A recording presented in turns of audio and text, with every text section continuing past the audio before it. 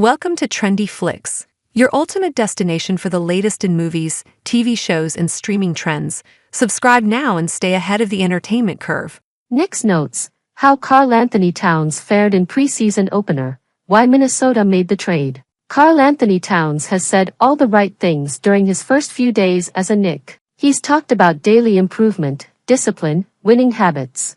"I'm just here to amplify everybody as much as possible," Towns said on Thursday in Charleston, per WCBD. If Towns' words translate to the court, the Knicks, if healthy, should be one of the best teams in the NBA this season. On offense, New York believes that Towns' perimeter shooting will provide immediate dividends. Opposing bigs will have to guard him at the perimeter, which should open up the paint significantly for New York. Obviously, the Knicks also believe Towns' post-game and ability to play off the dribble will lift them on offense. Some of that was on display in the Knicks' preseason opening win over Charlotte, as DJ Zullo shows in these clips. It's just a preseason game, but there was early evidence on Sunday that Towns will help the Knicks immensely on offense.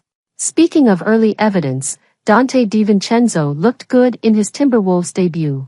We know about the financial implications of trading Towns, but from Minnesota's perspective, finances were not a primary factor in making the deal. For people familiar with the matter, the Timberwolves ownership was prepared to pay the large amount of luxury tax that would have come with keeping Towns and re-signing other current players on the roster.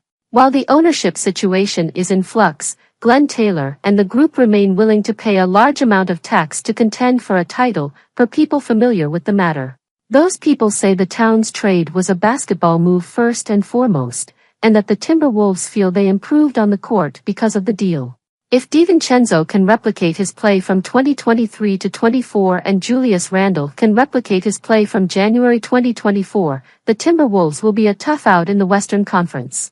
The Knicks have recently checked in on free agent options with regards to signing a new two-way player, per people familiar with the matter. New York currently has 3 two-way players, which is the maximum number allowed on NBA rosters. So the implication of the Knicks' search for candidates to sign to a two-way deal is that they will convert one of their current two-way players to a standard NBA contract. Two-way center Ariel Hukporti seems like the most logical candidate. If Hukporti is converted, New York will have enough room under the second apron to keep veteran Landry Shamet on the roster. Barring injury, you can expect Shamet to make the regular season roster. By keeping Shamet and converting Hukporti, the Knicks would have 14 players on traditional NBA contracts, which would satisfy NBA roster rules, and they would not have to add a 15th player. Remember, the Knicks cannot exceed the second apron, $188.9 million, in team salary this season, which is why it would make sense for them to stick with 14 players on NBA deals at the moment.